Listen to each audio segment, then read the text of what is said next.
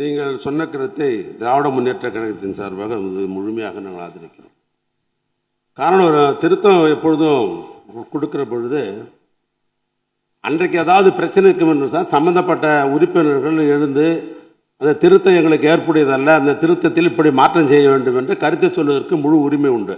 அன்றைய தேதியில் அன்னைக்கு பிஸ்னஸ் முடிஞ்சிடுது. அன்னைக்கு இன்னொன்று கூட அவர் கேட்கலாம், நீங்கள் திருத்தம் கொடுத்தீங்களே, முதலமைச்சர் அவர்கள் இந்த திருத்தத்தை ஏற்றுக்கொண்டு தீர்மானத்தை நிறைவேற்றுகிறார், அது எங்களுக்கு அது விளக்கமாக சொல்லுங்கள் கூட கேட்கலாம். அப்படியும் யாரும் கேட்கல.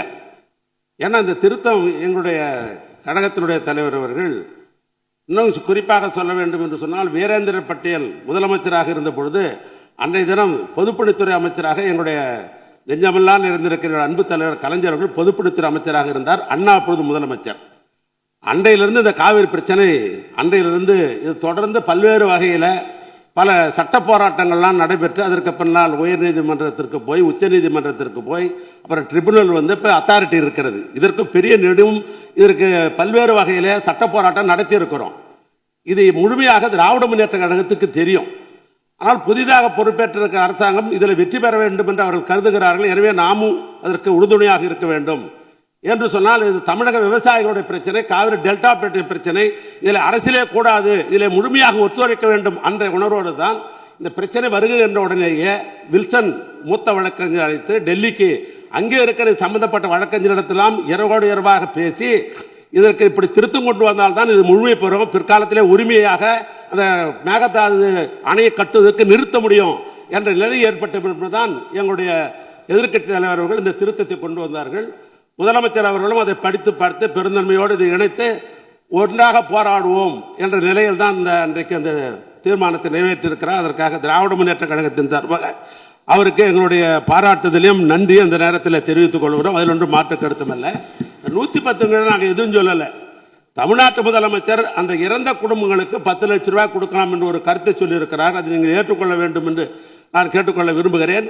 ஏற்கனவே ஒரு மானிட்டரிங் கமிட்டி இருக்கிறது லேபர் சைடில், விழிப்புணர்வு உருவாக்க வேண்டும் என்று அவரே ஒரு புள்ளிவரம் படித்தார். 27,000 தொழிலாளர்கள் இதில் ஈடுபடுகிறார் என்று இருக்கிறார் என்று சொன்னார்.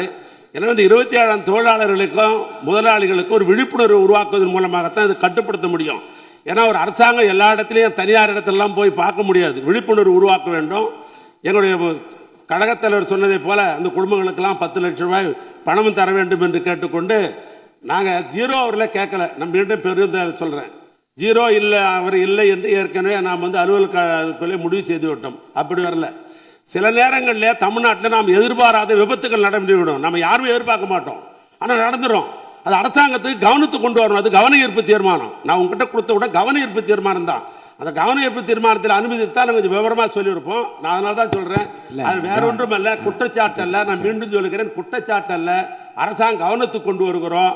எங்களுடைய கழகத்தலைவர் கேட்டதை போல அந்த குடும்பத்திற்கு 10 லட்சம் ரூபாய் பணம் முதலமைச்சர் அவர்கள் தர வேண்டும்.